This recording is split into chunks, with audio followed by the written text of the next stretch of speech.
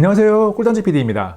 2025년 1월 2일 갤럭시 북5 프로가 출시되었습니다. 먼저 출시된 360 모델은 지난 2024년 11월에 리뷰를 했고, 오늘은 내돈내산 갤럭시 북5 프로 16 리뷰입니다. 인텔 코어 울트라 5 21692 프로세서와 16기가 램, 윈도우즈 기본 탑재 모델을 172만 3천원에 구매했고, 삼성 강남 500명 선착순 이벤트에 참여해서 갤럭시 버즈 3를 100원에 샀습니다. 1년 전에 동일한 옵션으로 갤럭시 북4 프로 16을 얼리버드 구매하면서 175만원을 썼으니까 갤럭시 버즈 3를 얻은 것까지 고려하면 조금 더 저렴하게 샀습니다. 1년 전에 갤럭시 북4 프로 16을 리뷰하면서 이렇게 잘 나온 노트북이 있었는가라는 문구를 제목과 썸네일에 사용했고, 1년간 정말 만족스럽게 사용했습니다. 갤럭시 북4 프로 14는 스로틀링 문제도 있고 여러가지 말이 많았지만 16인치는 성능, 디스플레이 등 모든 면에서 긍정적인 평가를 받았습니다. 그래서 갤럭시 북5 프로 16이 어떻게 나올지 많은 기대를 했었는데, 겉으로 보이는 모습은 거의 변화가 없어서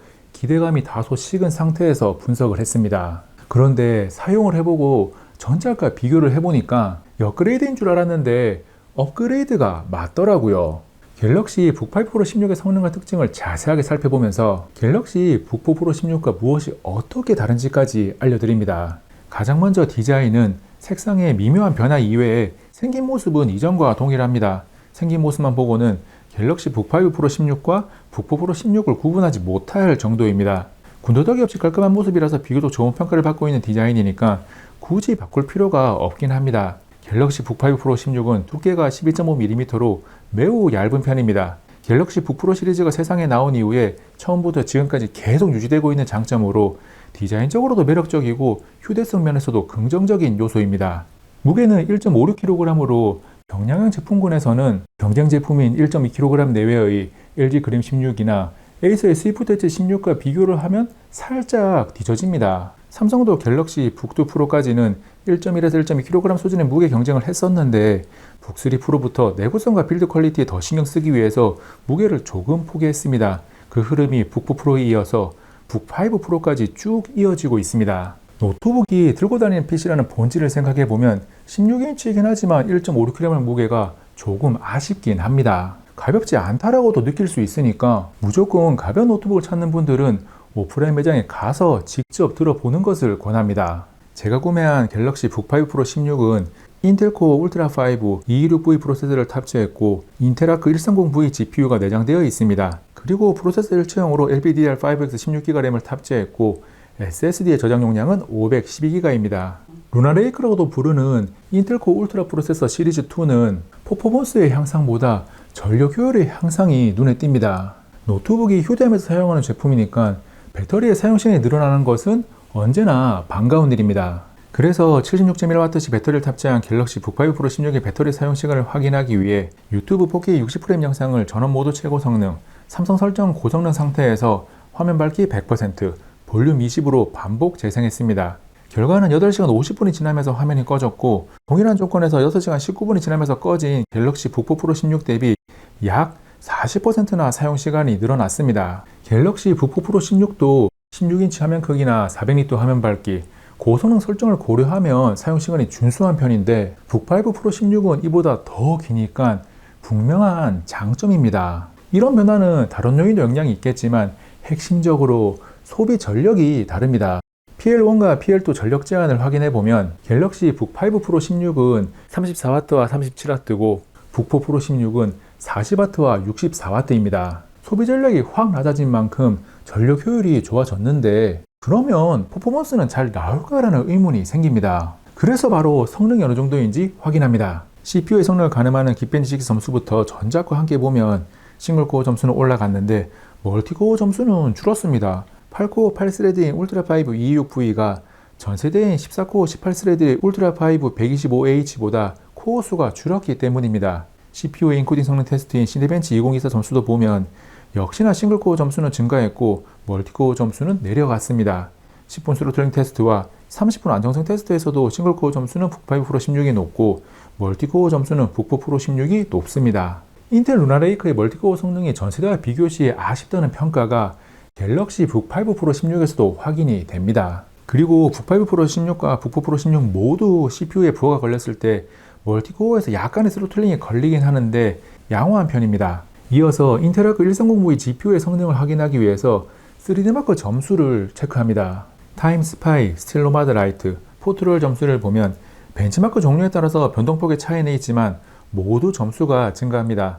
내장 아크 그래픽의 성능이 향상되었습니다. 계속해서 3D마크를 이용한 스트레스 테스트에서는 반복 테스트를 했을 때 갤럭시 북5 프로 16의 성능 유지 안정성이 97에서 99%로 훌륭합니다. 비교군인 북4 프로 16은 출시 초기 90에서 95% 수준이었고 현재는 95에서 97% 정도입니다. 갤럭시 북5 프로 16의 다양한 벤치마크 점수를 보면 종합적으로는 좋아진 것 같으면서도 일부 떨어지는 부분도 있으니까 신제품이라는 점에서 약간의 아쉬움이 생깁니다. 그런데 직관적으로 성능을 체감할 수 있는 게임 플레이 결과를 보면 전력 효율을 높이면서 성능까지 잘 끌어올렸다는 것을 확인할 수 있습니다. 게임은 리그 오브 레전드, 오버워치2, 배틀그라운드를 플레이했습니다. 게임 성능 분석 결과도 전작과 함께 보겠습니다. 첫 번째 리그 오브 레전드는 2880x1800 해상도로 그래픽 설정 매우 높음으로 플레이했습니다. 평균 프레임은 물론이고 라인전 시 프레임, 한타나 소규모 전투 시 프레임 모두 북5 프로 16이 더 잘 나옵니다. 프로세서의 온도도 북5 프로 16이 상대적으로 낮습니다. 두 번째 오버워치2는 그래픽 설정 낮음, 렌더링 크기 100%로 2880x1800 해상도로 플레이했습니다.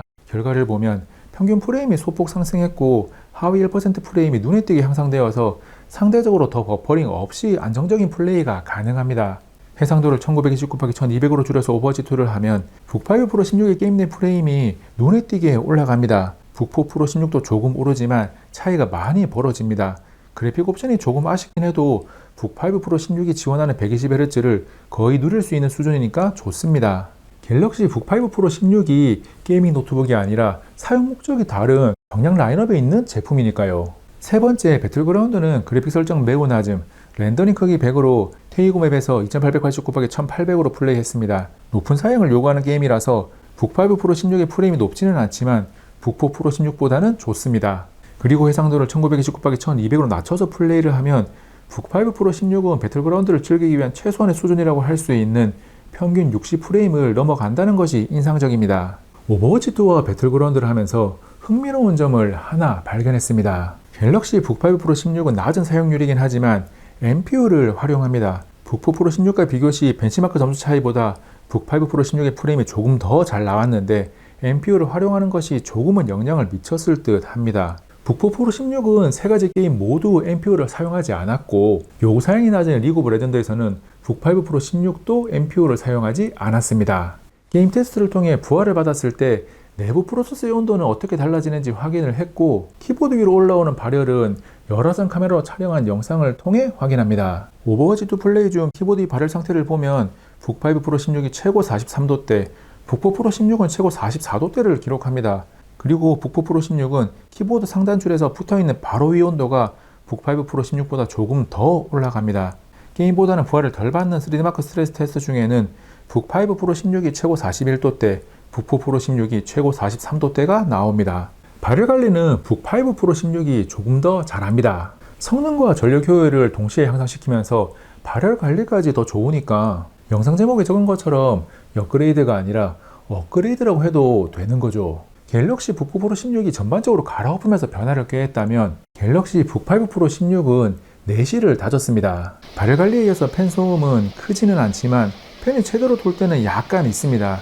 팬이 가장 열심히 돌아가고 있을 때 소음 측정기를 가까이 가져가면 약 53dB를 기록합니다. 지금 들리는 배경소리는 실제 갤럭시 북5 프로 16을 앉아서 사용 시 귀에 들리는 정도의 팬 소음입니다. 잠깐 소음만 들어보고 다음으로 넘어갑니다. 갤럭시 북5 프로 16의 터치 디스플레이는 2880x1800 해상도, 120Hz 주사율, 안티 리플렉트, DCI-P3 120% 컬러 볼륨을 지원하는 16:10 화면 비어의 다이내믹 아몰레드 2X입니다. 북5 프로 16에서 별다른 업그레이드가 없는 부분이지만 절대적으로 흠잡을 데가 없는 좋은 품질을 가지고 있습니다.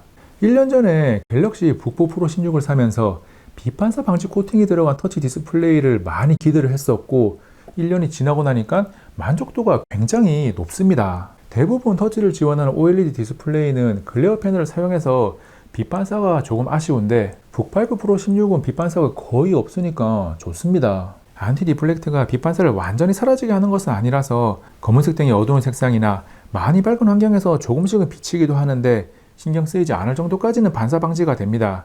공식 스펙에 적혀있는 안티 리플렉트가 충분히 기능을 발휘하는 거죠. 안티 리플렉트만큼이나 만족스럽게 사용 중인 디스플레이 터치는 은근히 괜찮습니다. 사용 전에는 360 모델도 아니고 굳이 일반형 노트북에 터치가 필요할까라는 의문이 들기도 하지만 사용을 시작하면 터치라는 보조 입력 수단이 하나 더 있다는 것이 매우 매력적입니다. 우리는 이미 스마트폰을 사용하면서 터치에 굉장히 익숙해져 있기 때문에 노트북을 사용하면서도 자연스럽게 화면 터치를 하는 것이 굉장히 편할 때가 많습니다. 갤럭시 북5 프로 16을 사용하면서 터치가 좋다고 느끼는데 많은 시간이 필요하지 않을 겁니다. 디스플레이 기본적인 부분도 체크를 하고 넘어가면 OLED가 만들어주는 화질은 나무랄 데 없이 좋습니다. 디스플레이 품질이 부족해서 아쉬움을 느끼는 분들은 단 한 명도 없을 겁니다. 그리고 이제는 좋은 노트북이 기준이 된 16:10 화면비 덕분에 업무나 학업 등 어떤 사용 목적이든 간에 작업의 효율이 좋습니다. 한 가지 체크가 필요한 부분은 둥근 모서리입니다. 저는 둥근 모서리를 사용한 지 꽤나 시간이 흘러서 아무렇지 않은데 지금까지 각진 모서리의 노트북이나 모니터만 사용해온 분들은 처음에 이질감을 느낄 수 있습니다. 그런데 막상 사용 시간이 늘어나면 금방 적응해서 별로 신경 쓰지 않는 부분입니다. 다음 살펴볼 부분은 키보드와 터치패드입니다. 디스플레이만큼이나 전작과 비교 시에 변화가 없는 부분이죠. 터치패드가 조금 더 세밀하게 반응할 수 있도록 개선이 되었다고는 하는데 저는 차이를 체감하지는 못했습니다. 터치패드의 면적이 워낙 넓고 반응 속도나 터치감은 준수한 편이라서 기본적인 사용성은 제법 괜찮습니다. 갤럭시 북4 프로 16 출시 초기에 버벅거림 현상에 대한 문제도 있기도 했지만 지금은 개선된 상태고 북5 프로 역시 별다른 문제는 없습니다. 터치패드의 위치가 노트북 중앙에서 왼쪽으로 치우쳐 있어서 호불호가 있습니다. 숫자 키패드까지 키보드를 사용하는 분들은 터치패드의 위치가 조금 불편하다고 느끼고 숫자 키패드를 제외하고 문자 타이핑 위주로 사용하는 분들에게는 지금의 위치가 더 좋습니다. 키보드는 얇은 노트북답게 키 트래블이 짧은 편이고 소음이 작아서 조용한 장소에서 무난하게 사용할 수 있습니다. 약간의 반발력이 있긴 하지만 치는 듯 마는 듯한 부드러운 느낌을 가지고 있습니다. 딱딱 걸리는 타원감을 좋아하는 분들의 취향에 맞지는 않지만 절대적으로 경량형 노트북들 중에서는 평균 이상의 성능을 갖추고 있습니다. 다음 이야기할 내용은 스피커입니다.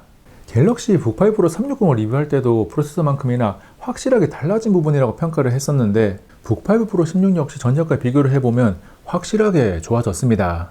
물리적인 스펙부터 트위터의 출력이 2W에서 3.4W로 올라갔고 우퍼의 크기가 18mm에서 38mm로 2배 이상 커졌습니다. 그래서 소리를 들어보면 전작 대비해서 저음의 울림이 더 강해졌고 고음이 뻗어나가는 힘도 더 강합니다. 그리고 공간감도 좋아져서 소리가 조금 더 풍성하다고 느낍니다. We must never stop the way, yeah. First champion, I hear my name. We must never stop the way, yeah. First champion, I hear my name.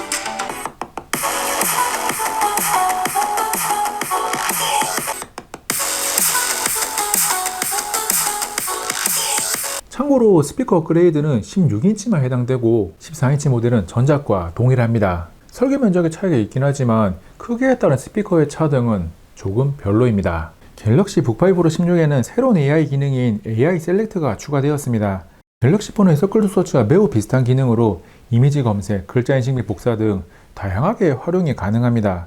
북5 프로 16에서 AI 셀렉트를 처음 사용할 때 화면에 보이는 모습처럼 준비 중이라고 나온다면 MS 스토어에 들어가서 왼쪽 아래에 있는 업데이트 선택 후에 오른쪽 위에 있는 업데이트 다운로드를 누릅니다. 여러 가지가 순차적으로 업데이트가 될 텐데 최근 업데이트 목록에 AI 셀렉트가 떠 있으면 이상 없이 사용 준비가 된 겁니다. 이후에 AI 셀렉트를 눌러보면 사용이 잘 됩니다. AI 셀렉트를 비롯해서 추후에 업데이트된 코파일럿 플러스 PC의 AI 기능들은 갤럭시 북5 프로 시리즈와 갤럭시 북4 엣지에서만 사용 가능합니다. 코파일럿 플러스 PC AI 기능을 사용하기 위한 기준이 NPU 성능 40탑스 이상으로 알려져 있는데 북4 프로 시리즈에 탑재된 인텔 코어 울트라 프로세서 시리즈 1은 11탑스, 북5 프로 시리즈 탑재된 인텔 코어 울트라 프로세서 시리즈 2는 울트라 5 226V가 40탑스, 울트라 7 258V가 48탑스를 지원합니다. 그리고 갤럭시 북4 엣지에 탑재된 스냅드래곤 X 엘리트는 45탑스를 지원합니다. 한 가지 흥미로운 사실은 먼저 오픈된 AI 셀렉트는 NPU는 전혀 사용하지 않고 GPU와 CPU를 이용해서 기능을 구현합니다. 그러면 갤럭시 북4 프로에서 AI 셀렉트를 지원하지 않는 것에 의문을 가질 수 있습니다. 그래서 AI를 사용하는데 NPU 이상으로 강력한 성능을 내는 GPU의 AI 성능을 비교해보면 북4 프로 16의 아크 그래픽보다 북5 프로 16의 아크 130V 그래픽이 월등하게 AI 성능이 좋다는 것을 긱벤치 AI 점수를 통해 확인할 수 있습니다. 그 밖에 갤럭시 북5 프로 16은 와이파이 7과 블루투스 5.4를 지원해서 와이파이 6E와 블루투스 5.3을 지원하는 전작과 차이가 있습니다. 확장 포트는 전작과 동일하게 좌측면에 HDMI 2.1 포트, 썬더볼트 4를 지원하는 2개의 USB-C 포트, 오른쪽 면에 마이크로 SD 카드 슬롯, USB-A 포트, 3.5mm 오디오 콤보 잭이 있습니다. 2025년의 시작과 함께 구매한 갤럭시 북5 프로 16 울트라 5 모델의 성능과 특징을 자세하게 살펴봤습니다. 전작인 북4 프로 16과 무엇이 다른지도 자세하게 분석을 했는데 업그레이드가 아니라 업그레이드인 것은 맞지만 확실하게 임팩트가 와닿지는 않을 수 있습니다. 주로 업무용, 학업용 등의 사용 목적을 가지고 있는 것을 생각해보면 북4 프로 16의 성능이 지금도 부족함이 없습니다. 하지만 들고 다니면서 사용하는 노트북의 본질을 떠올려 보면 퍼포먼스와 스로틀링, 발열 관리가 더 좋은데 사용 시간까지 약 40%나 늘어났으니까 무척이나 매력적입니다. 출시 가격까지 전작 대비해서 조금 내려갔으니까 관심이 갈 만한 노트북인 거죠. 물론 구매 가격은 출시 초기 프로모션이나 라이브 방송 할인, 카드 할인 등을 어떻게 이용하느냐가 더 큰 영향을 미치긴 합니다. 마지막으로 갤럭시 북5 프로 시리즈를 구매하기로 마음먹었는데 옵션을 정하지 못하는 분들을 위해서 딱 정해봅니다. 갤럭시 북5 프로를 구매하는 목적이 학업용 또는 업무용이라고 가정하면 14인치보다는 16인치가 작업이나 공부의 효율 면에서 더 좋고 스피커의 차등까지 있으니까 16인치를 권합니다.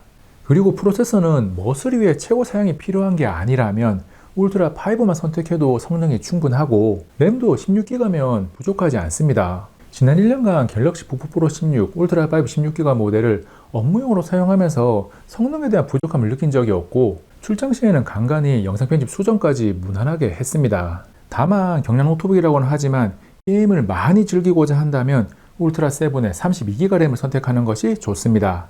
앞으로 갤럭시 북5 프로 16을 계속 사용하니까 궁금한 점이 있는 분들은 고정 댓글에 답글로 문의해 주시기 바랍니다.